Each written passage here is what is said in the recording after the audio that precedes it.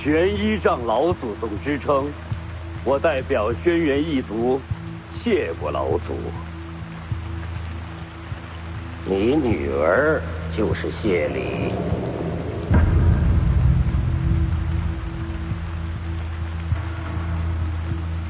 然而这条路走错了，错又怎样？轩辕进城求战。进城，读书可曾读到天地共鸣？你可知到哪一步才算是天象境？是否天象，一试便知。我倒要看看你能否熬过半招。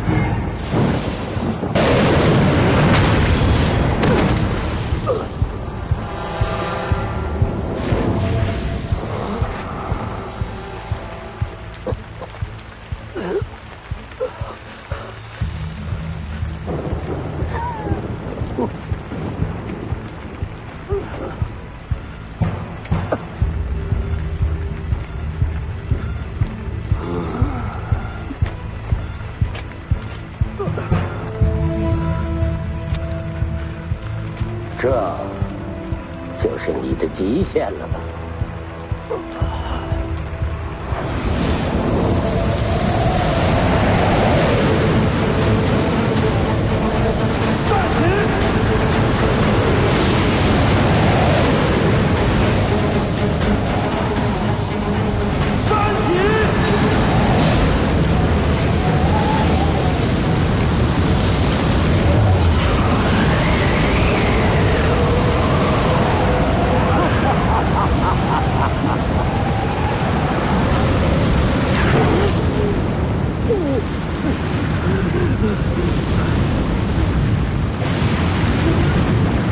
气行逆海，这一战，无论结果如何，你都已是必死之身了。还请老祖陪我同去。就凭你这投机取巧堆出来的天象镜，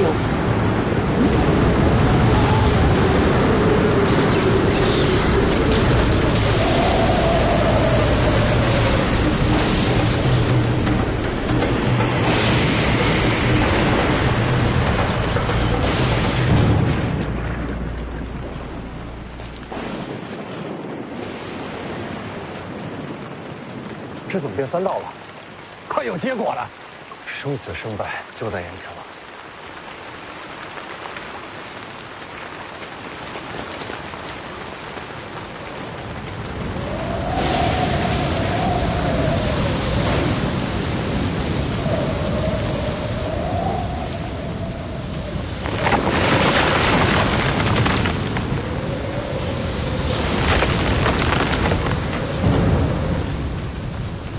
真的是他！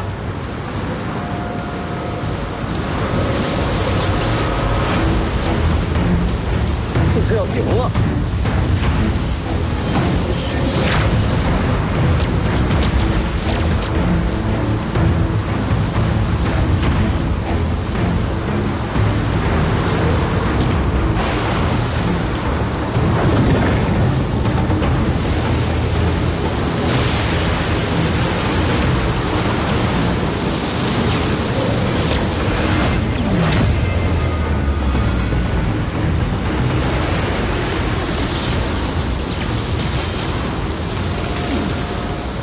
老祖小心！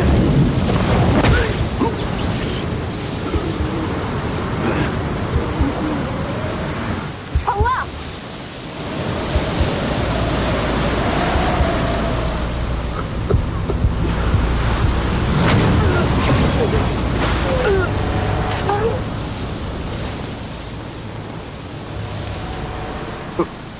你不惜性命全力一击，又可曾伤得了我？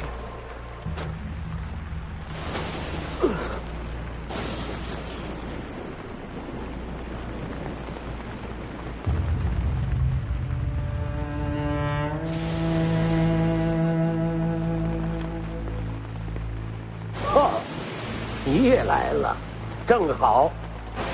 等杀了他之后，再与剑神一战。既然天象境杀不了你，那么就再上一层。天象境再上一层，便是陆地神仙。连王先知都没到这境界，你怎上得了这一层？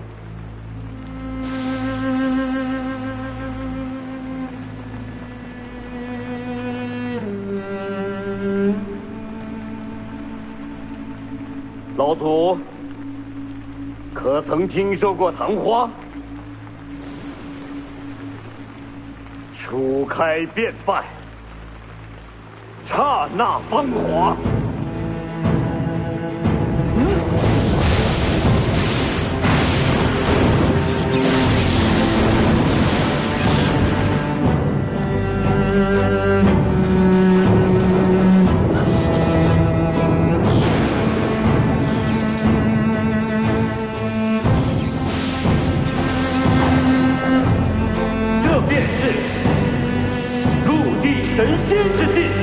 神仙，这境界说上就上吗？哎，他这是用自身气血为星柴，燃起星火，登临绝境。可就像他自己说的，初开便败，他的性命也到了最后一刻。这不可能，就算是不惜性命，也不可能真的达到陆地神仙之境啊！从善如登。虽难可达昆仑，老祖宗真的应该读一读那些被你视为无用的书。若不能明了事理天心，你一辈子都不能登临此境。你也配合我讲大道理？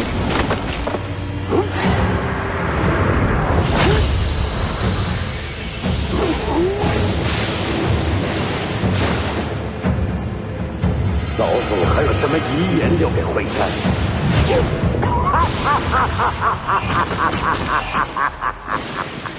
就算你现在是陆地神仙，又能活多久？只要我全力躲闪，你又怎么能杀我？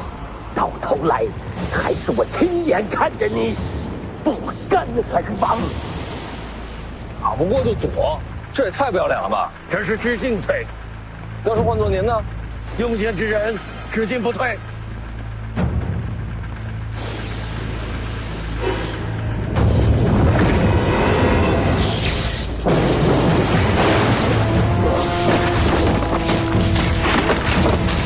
这也行，还是用了天使。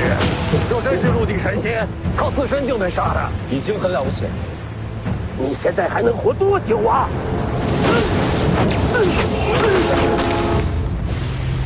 爹，等，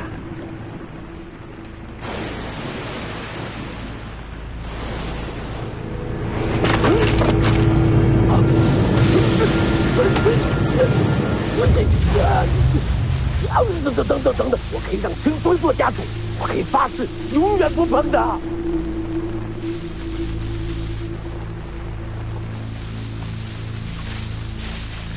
请老祖升天。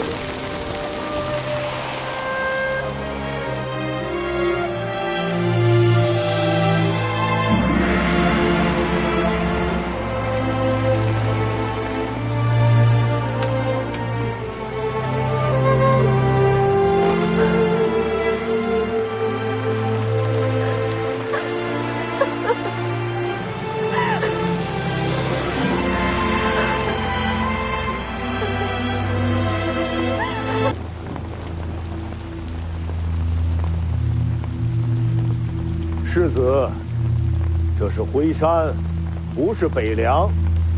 轩辕敬城欺师灭祖，罪不容恕。他的女儿怎能执掌徽山？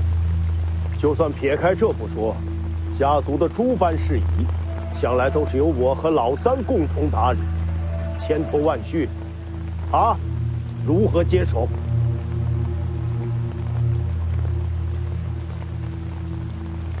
就算他站上了高位，族人又有几人信服？世子身份尊贵，有您在，自然能压得住一切波澜。可您又能守在徽山多久？他说的挺有道理啊。若我做了家主，也愿与北凉结为同盟。至于我这侄女，可以赠与世子。你家长辈都挺不要脸的。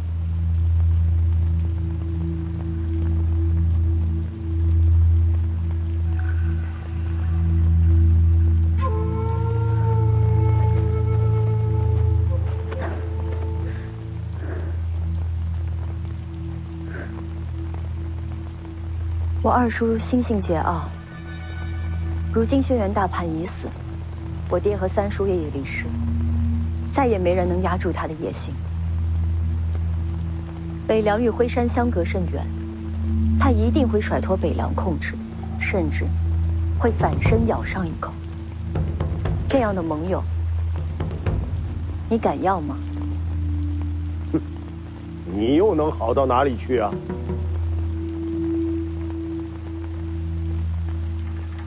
他问你话呢。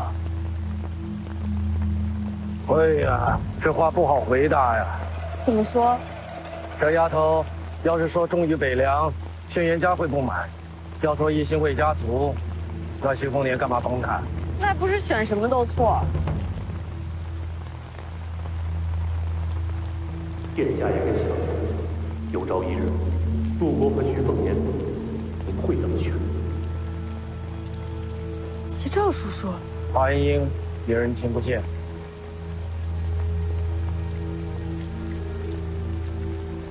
你也听见了？好不容易找到你，曹长青能放心吗？这一路他都在。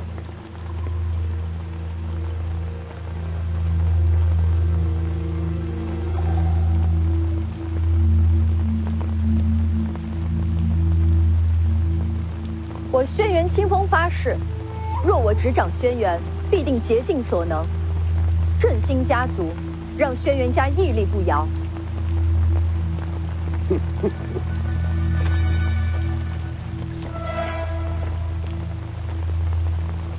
大话谁都会说，你凭什么做到？我为家主后，问鼎阁将为全族开放，即便是门客也可入内研习武学。作为家主，太后们真的可以这样太好了，我们也能研习武学了。振兴家族，只怕家族成了别人爪牙。如今轩辕大叛已死，徽山孤立无援，此时依附北凉，也可保轩辕家平安。但我于此发誓，轩辕不会永远做别人棋子。等下一代天象镜出现之前，轩辕家将会全力配合北凉行事。那要是有了新的天象镜呢？有了天象镜，条件再谈。实在。轩辕家主之位，可不是二位这么说话就能定的。到头来，还是要看家族中人心中意愿。诸位，若轩辕家由这么一位黄毛丫头来做主，岂不成了天下人的笑话？请各位扪心自问，谁更适合接掌轩辕？这还用选吗？长幼尊卑，常为一族之本。说得好，长幼尊卑。清风啊，你且听听，这才是人心所向。呀！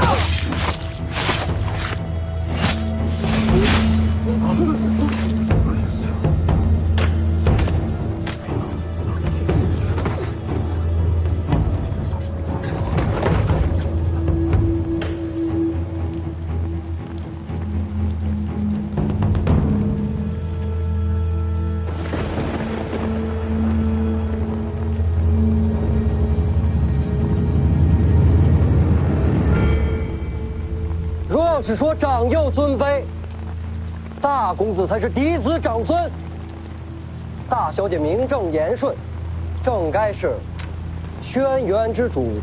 轩辕敬义身死，恭请大小姐执掌轩辕。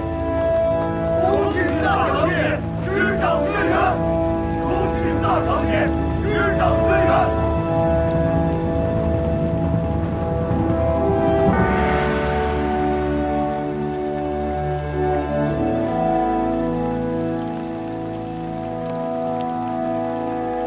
不是我，还能有谁？你爹不简单。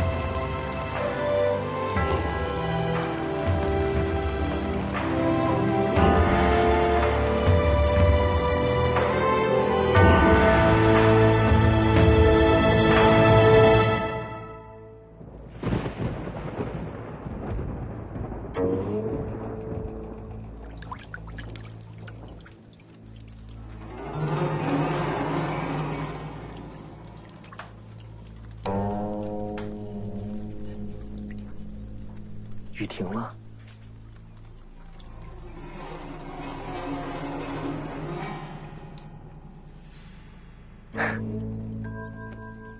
天变了。你刚才说什么？你没听清吗？轩辕敬城和轩辕大盘同归于尽。轩辕清风将要执掌轩辕，你觉得他会怎么对你？不可能。相不相信都可以，可留给你做决定的时间不多了。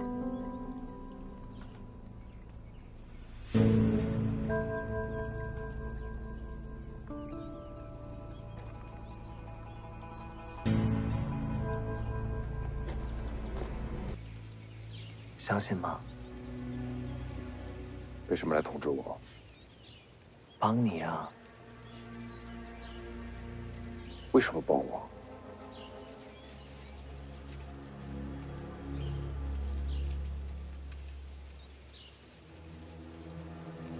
徐凤年夺你机缘，恨不恨他？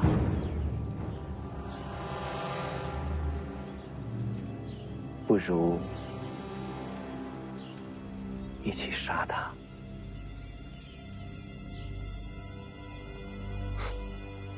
我不是傻子。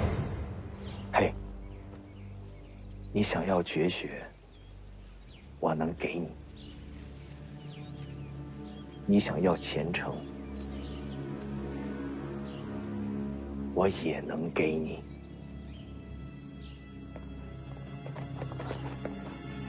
人走了，走。反正你也无路可走，跟我过江吧。有惊喜给你。都起来吧。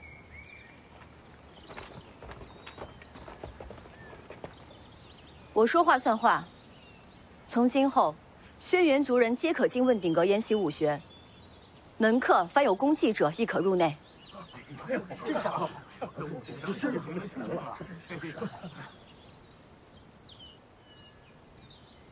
你真不怕将来有天才横空出世，鸠占鹊巢？非常时期，非常手段。我既然做了，就敢面对任何结果。有几分家主风范？先生是？哦，贱民不足挂齿，在下当年犯错连累家人，是敬城兄救我全家性命，如此恩情自当回报。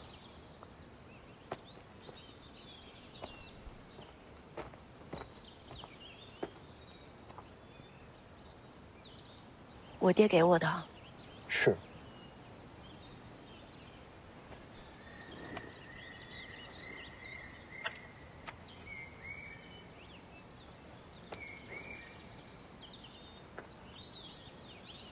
我也有。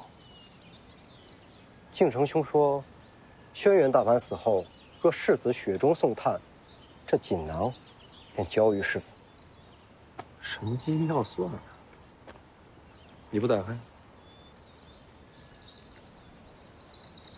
世子还未回答，您想要什么？人多眼杂，要不单独聊？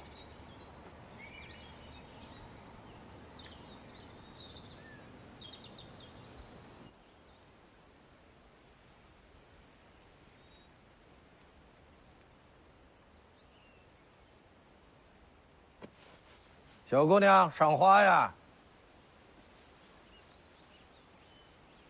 甜的。什么？我说这花里有蜜，尝起来是甜的。我小时候嘴馋，就总摘了吃。人家姑娘家都赏花惜花，你就想着吃。我命苦，就爱甜。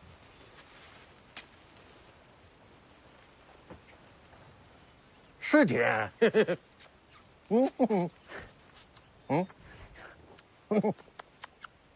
哎，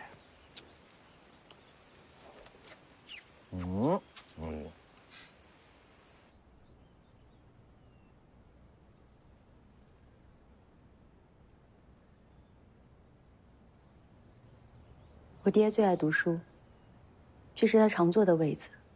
他看书累了，就总爱望着这边的窗外。好像也没什么呀。是啊，这窗外不平江，无山色，也不知道他天天看的是什么。他心里想的，我从未明白过。做爹的都是这个样子的，什么都自己安排，自己扛着，又不愿意说。大概是这样吧。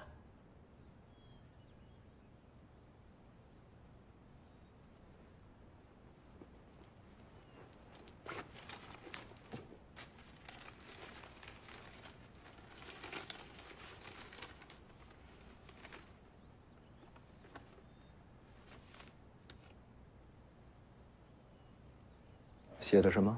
门客族人的性格喜好、生平际遇，大概是来把握人心的。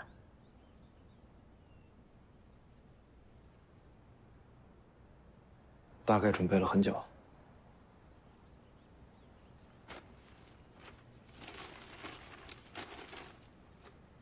徐凤年若贪念无穷，切勿相争，可投龙虎山。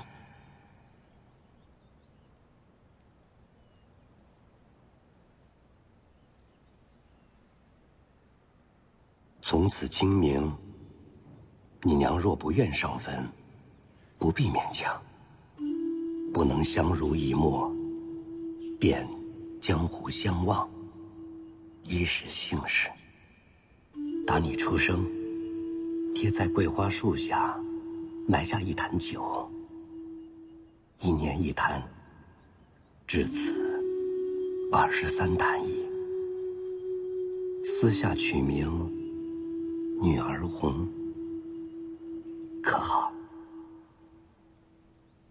莫怪爹唠叨，这些年，爹每年和你说话不过5、6句，心里攒了好些闲话，却不知从何说起。清风，爹最可惜的是瞧不见你成家生子。若有将来，孙子叫扶摇，孙女叫雅颂，可好？他们想学文就学文，想习武便习武，人生苦短，糊糊涂涂过一辈子，就很好，总好过爹这样，一生求而不得，愿憎相会。怕你生厌，不再多说。祝玉碎安好，无病无灾。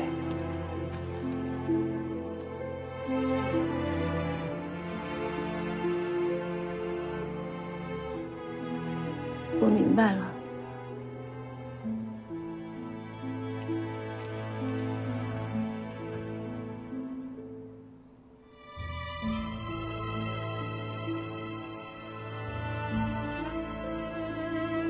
从这窗外看过去，什么都没有，但一直往下去的方向，就是我和我娘的院子。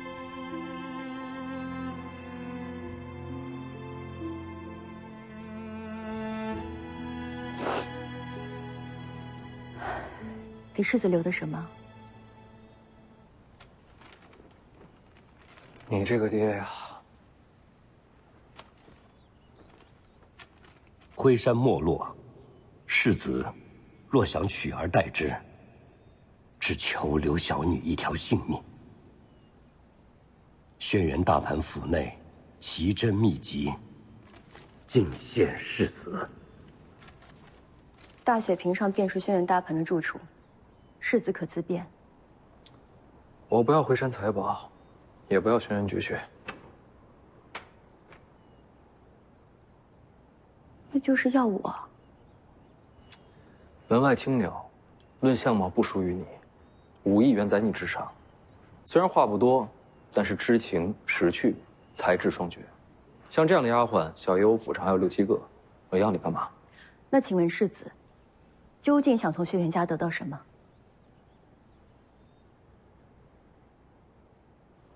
你等我一下。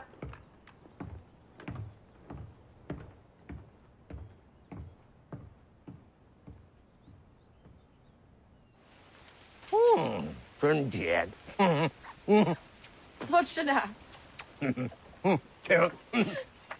陈娘啊，来点。好东西。请。干嘛？有事。您这是采蜜呢？挺甜的。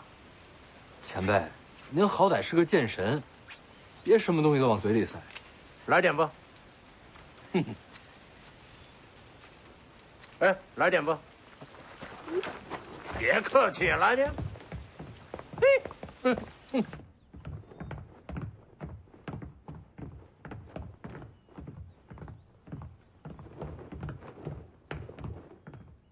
我家丫鬟。不瞒你说，西楚公主。别瞎说。你想要人家帮忙，你的身份瞒不住。亡国公主，怎么帮？这几日她就要回西蜀，千里路遥，最快最安全的走法，就是走水路。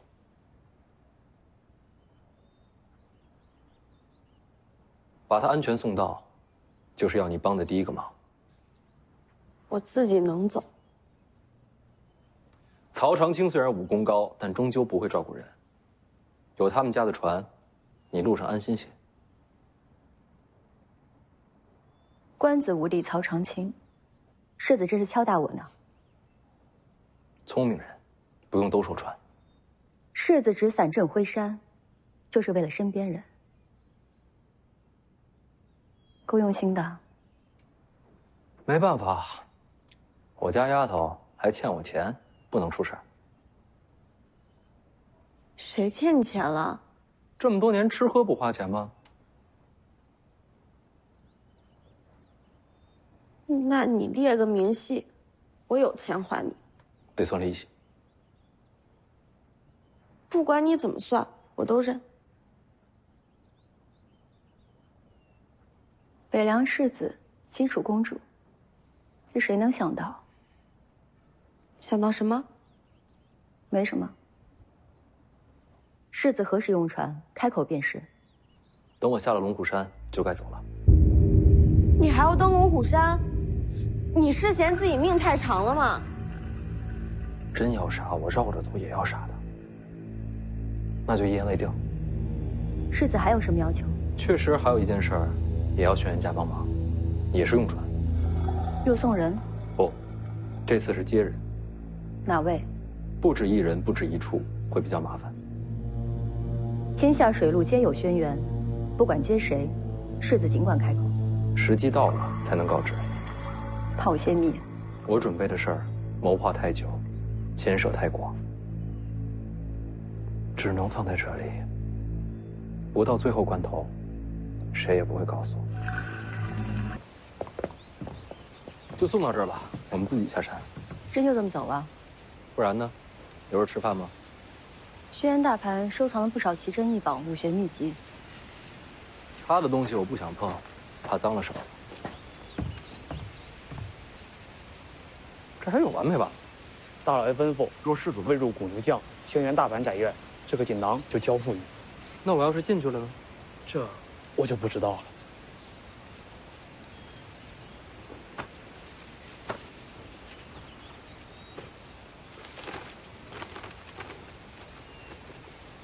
世子不负辉山，辉山必不负世子。我爹的话就是我的话。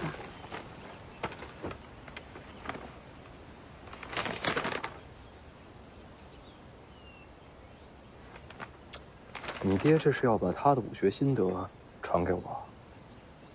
世子应得的。小爷不要。这，世子。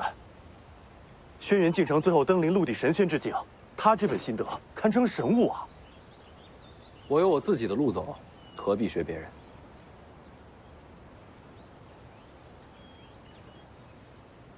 心得留在辉山，世子随时可取。你们先走，我有话跟他说。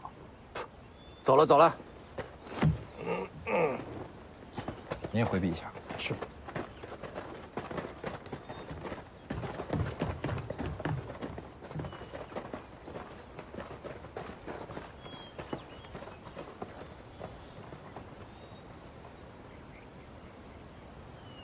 你呀，你不用一句一句小心翼翼的，我就跟你明说了，就你这样要胸没胸，要屁股没屁股，还整天苦着一张脸。本世子对你没兴趣，把心塞回去，踏实办事儿，啊！走了，朋友，别送了。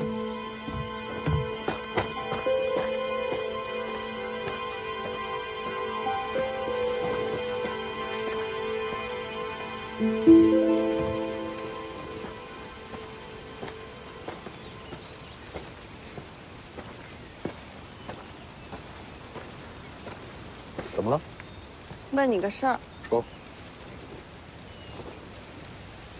你来辉山到底是行侠仗义，还是早有预谋？辉山轩辕家族确实早就在我计划之中，但毕竟来辉山之前，不知轩辕家族中人品性如何，最后选择了帮轩辕清风，也是种必然吧。按你的意思，就是行侠仗义了。但行好事，莫问前程，但往往有的时候，行了好事，才会有好前程。哼，云里雾里。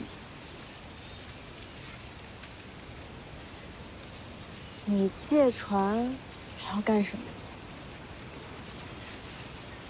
我不是说了吗？不到最后时刻，谁也不告诉我。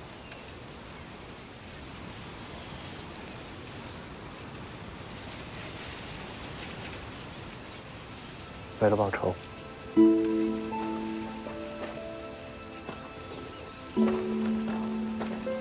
江离啊，我也说不出为什么。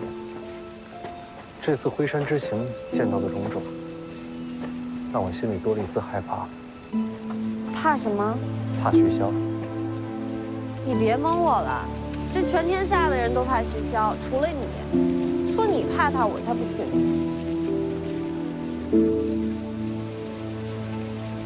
我是怕他老。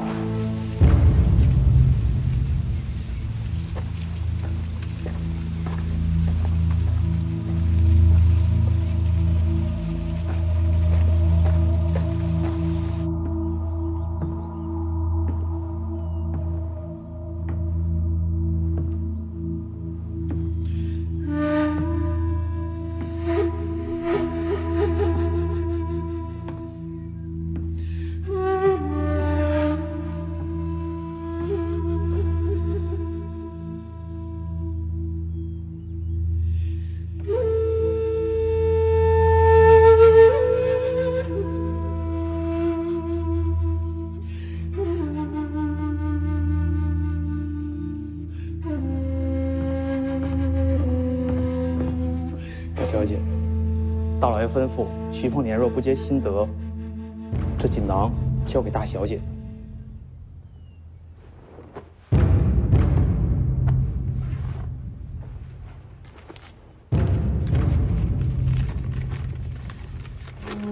徐凤年若不取新德，未来岁月必入天下，可谓辉山百年盟友。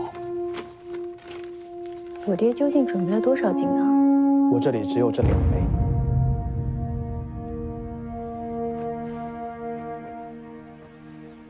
好料子，不便宜啊！是用私房钱准备的？这没交代。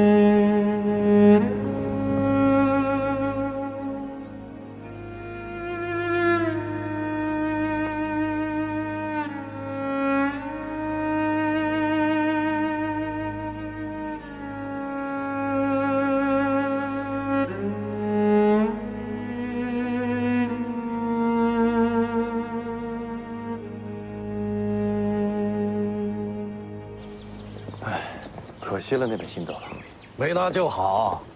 啊，前辈此话怎讲？武学不是烩菜，越杂越好。你小子想叫他人道路啊，心境上倒是有几分两袖清舌的味道啊。还有心境这么一说？我当时想的是，我把这册子拿了，那帮他的恩情不就扯平了吗？这么大个轩辕家，以后用得着啊。不过前辈这么一说，这心境上也说得通。看来我是武学奇才啊！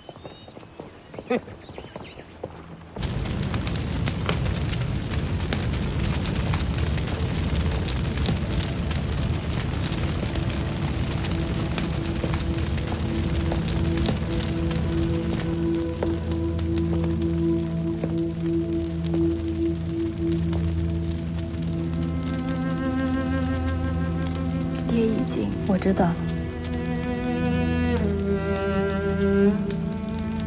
他也给你留锦囊了，有些话或许当面说不出来，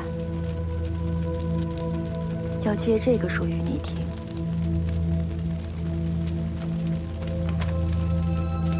一个字没有。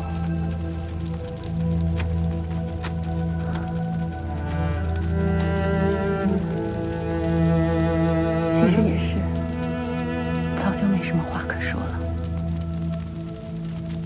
他以陆地神仙境界击杀轩辕大盘，又安排门客刺杀轩辕敬义，给我留下消息，叫我掌控家族客卿。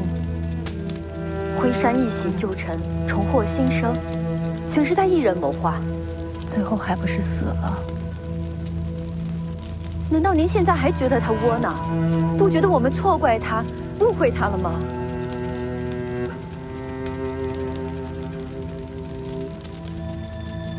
北凉世子呢？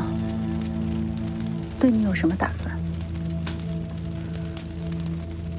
若能做个王室侧妃，也未尝不可。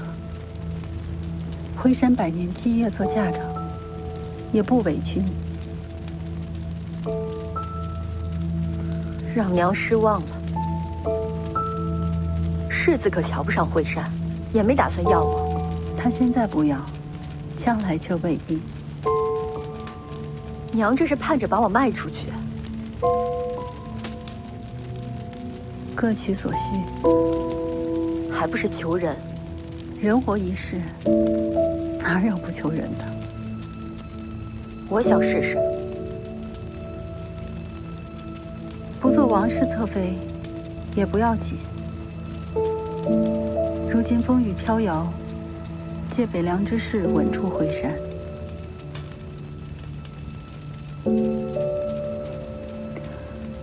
好了，娘不多说了。你长大了，心里自有定数。我想在大雪坪上为父亲修墓。随你。你一点都不在意。他酿的酒不错，一杯贵酒入嘴去，2朵桃花脸上来。这是爹写的。他还说过，山上那株老桂，每到秋日，桂子如玉，容而不媚。这话就好似他为人处事。你现在才说他的好，不讽刺吗？娘有说过他不好吗？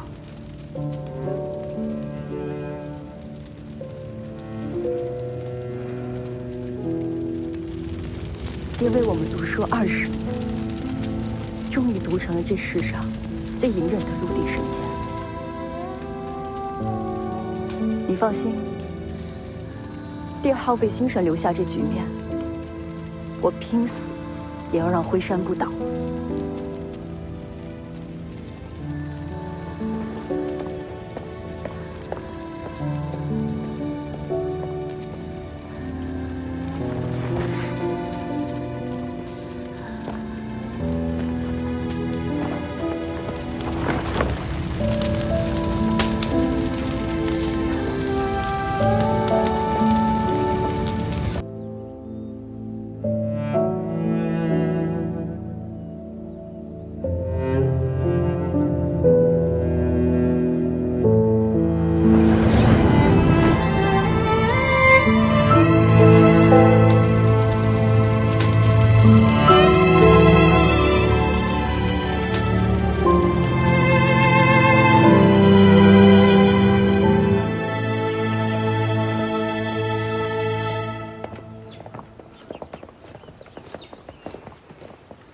师傅人呢？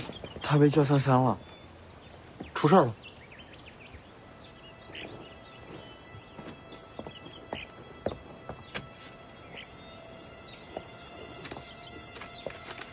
龙虎山招我世子细速上路，龙虎有变，不知道的以为劝我赶紧死。既然赵前辈这么说了，那我让大家准备启程。龙虎山恭请世子上山观景。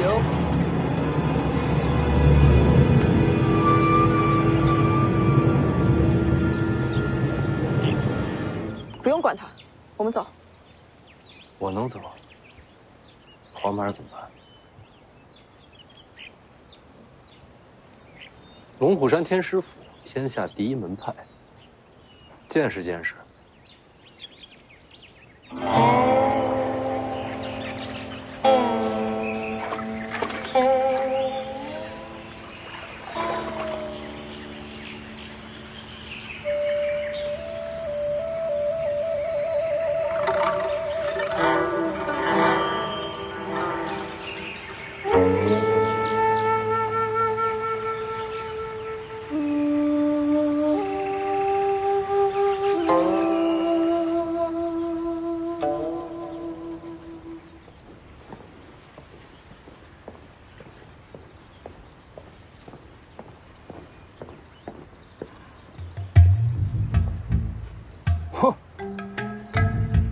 他的头啊！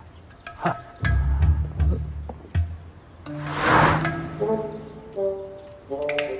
东西最好。怎么？这天师府要改上铺了？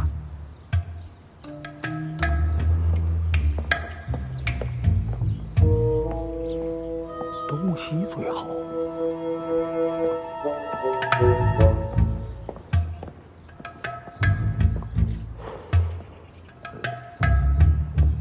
东西最好。不是咱们写的，不是咱们写的。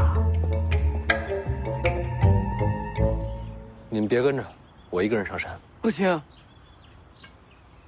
后面听话，哥上山谈事儿，你在这儿等我。那我等哥。狮子出行，身边总要有个丫鬟陪着吧？不用。又不动手，真要动手的话，你们上去结果都一样。要不你这身份没法上山。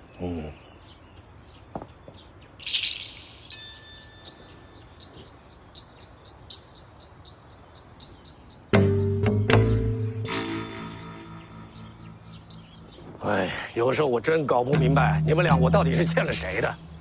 要不我陪你走一趟？多谢前辈。你怎么不把我留下来？前辈武功高，我留不住。你这不要脸的风范，快赶上你爹了！回前辈，家学渊源。行了，走吧，马上。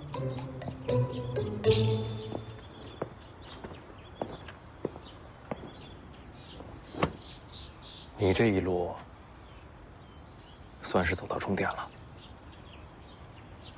到了龙虎山，我会自行离队，以个人身份救出小龙。回北凉后，我自会寻军政请罪。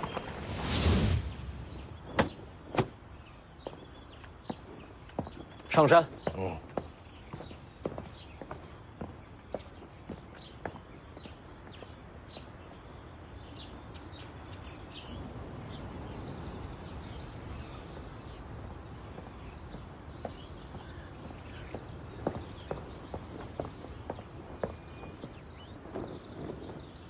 掌门，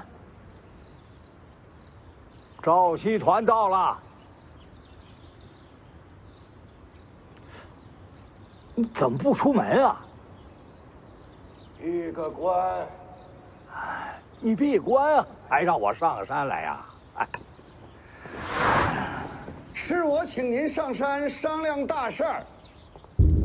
哦，单凭回山了。哎，大不大事儿先不说，门口那字儿怎么回事啊？啊，我才听掌门说了，是个小和尚写的。小和尚？对呀。前几日小和尚带了个小丫头，登山论法来的。两禅寺来的。小孩心性，论法在乎胜败，还赌了输赢啊。论输了吧？输了2场。让小一辈和他辩论，小和尚尚有几分慧根呐。小和尚是书画双全呐。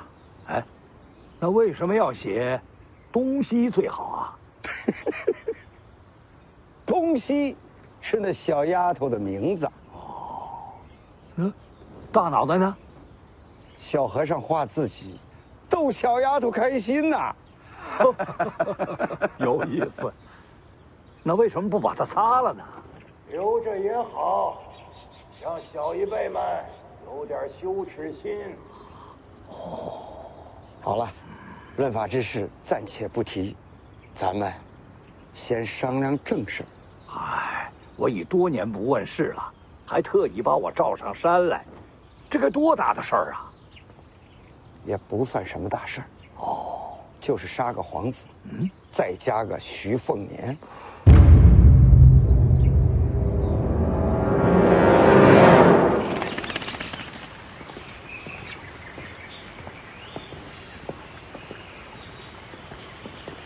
才下辉山又上龙虎，这一天可够忙的。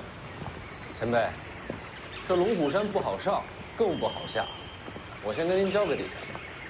这龙虎山呢，明面上就4大天师：掌门赵丹霞，辈分第1赵希义，还有一个常年驻守京城的赵丹平，再就是黄毛儿的师傅赵熙团赵老道。他们4个应该都不是天象境，但您也说过，境界未必代表战力，他们4个可能不弱于轩辕大盘。你跟我说这些干嘛？您也交个底，这4个一起上，您打得过吗？我干嘛跟他们打？那万一他们要害我呢？干嘛要害你？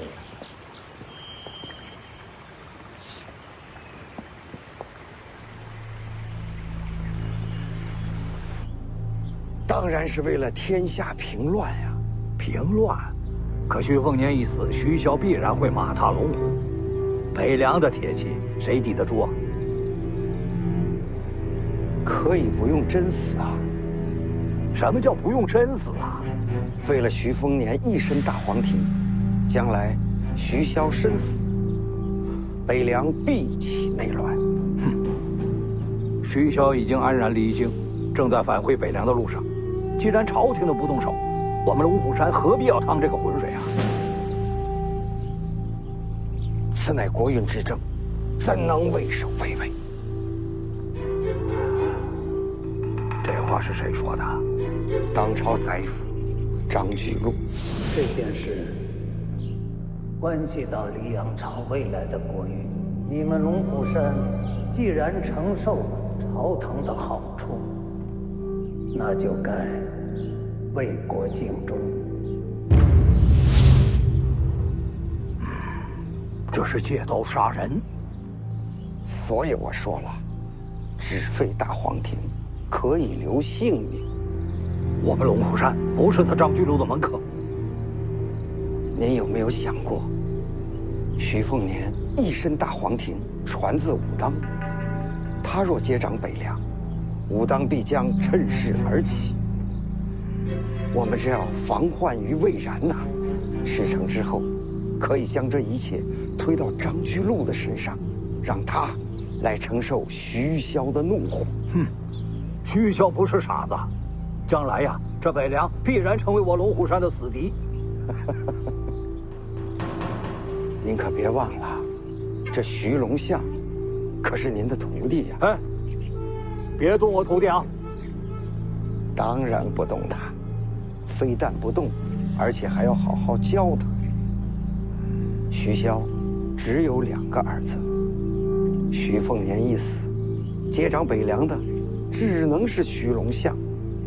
此事若成，宰辅欠我龙虎的恩情，朝堂要赞我等的忠心，武当从此没落，北凉之主最终将是我龙虎门徒，这一石4鸟，必将成就我龙虎100年之计呀！掌门，该下决心了。我闭关，这些事儿你们商量。赵熙呢？也闭关呐。哎，我还是觉得徐凤年这事儿不妥呀。已是箭在弦上，不得不发了。你刚才说还要杀一个皇子？这是一个不为人知的私生子。不为人知？你怎么知道他叫什么名字？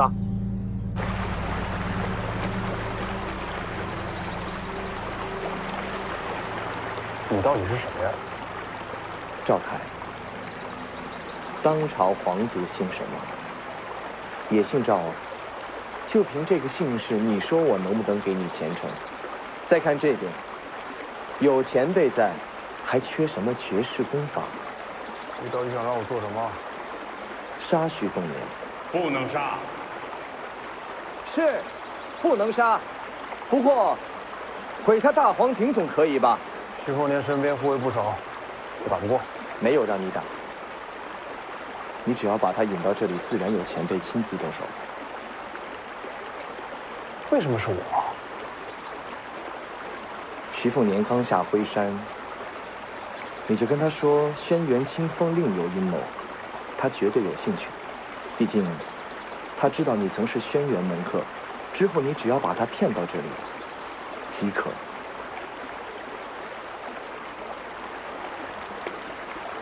徐凤年身边是李淳罡，旧日见神，不知还有当年几分神采。简直莫名其妙嘛！怎么？徐凤年要废，赵凯也要杀？赵凯要想挑起天下战乱，借其浑水摸鱼，此人是祸根，不能留。可终究是要杀一个皇子啊！可以推到徐凤年身上，更是异想天开呀！掌门，此事稍有不慎，我龙虎山便有颠覆之险，还需从长计议呀！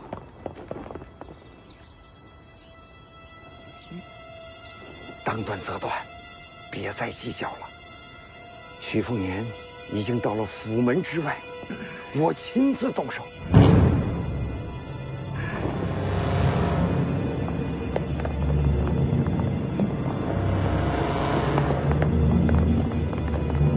你这是跟我商量吗？你早就准备好了。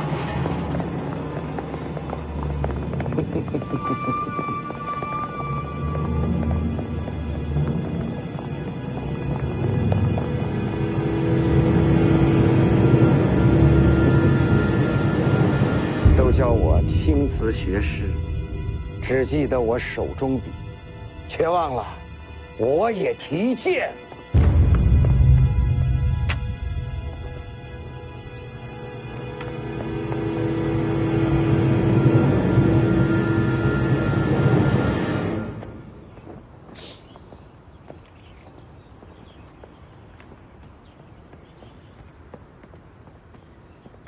龙虎山怎么是这风格？这话看着眼熟啊！有请世子入府。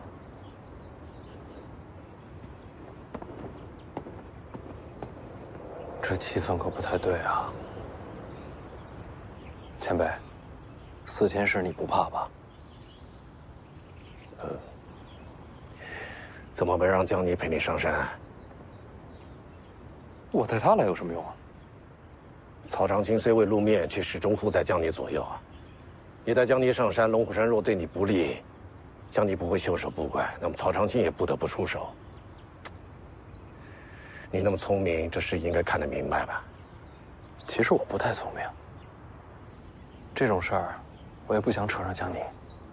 徐凤年，怎么了？曹长青曾经提醒过江离，有朝一日，或许要在你跟楚国之间做个选择。他怎么选？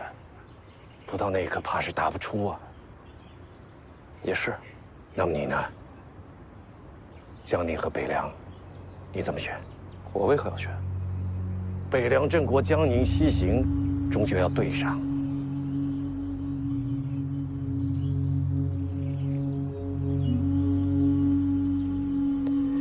这人间黑白不明，对错难辨，哪来什么必选之决？我徐凤年不会让自己走到那一步。北凉和江宁，老子都要。走吧，前辈，进天师府逛逛。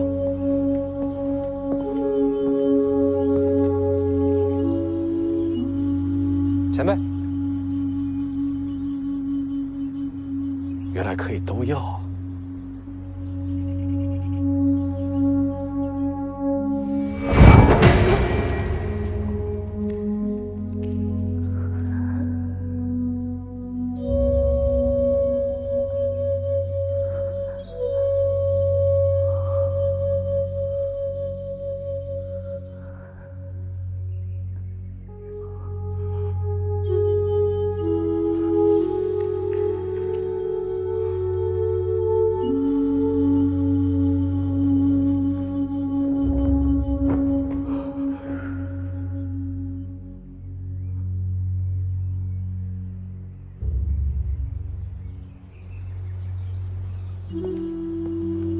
前辈，你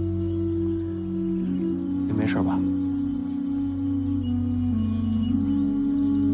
多年前，我来过龙虎山。我听说过，您上龙虎山挑战当年掌门齐玄真。其实我是来找他要续明镜丹的。救人？是啊。救成了吗？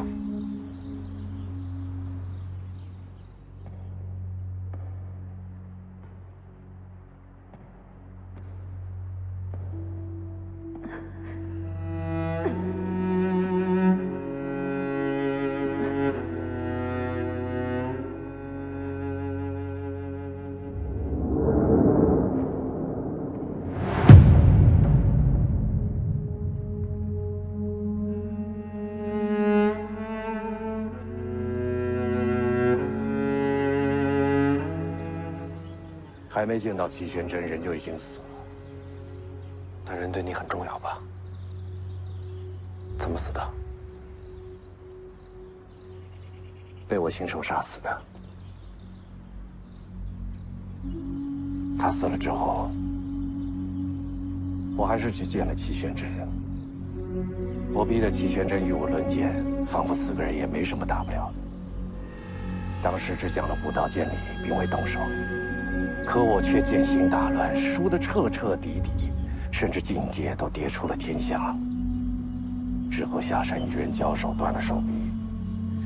如今想来恍如隔世啊！要不是齐玄真乱我剑心，又何至于此？乱你剑心的，真的是齐玄真吗？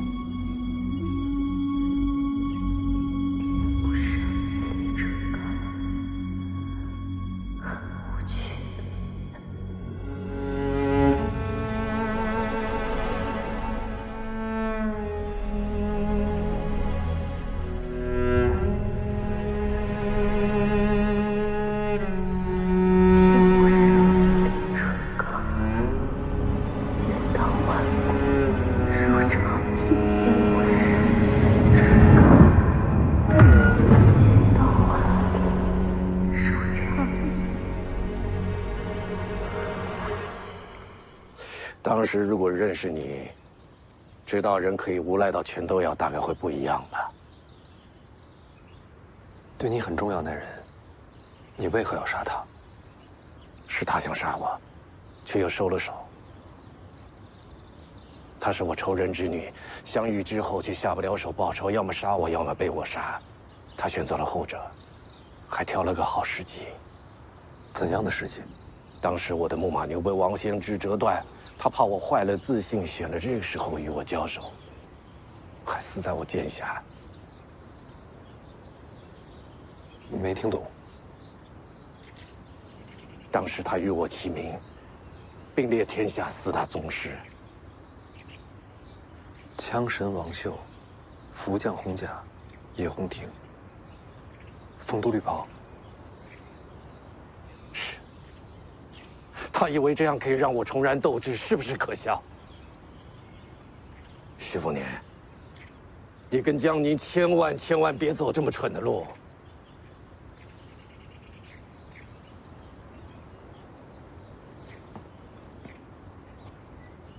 不如咱们打个赌。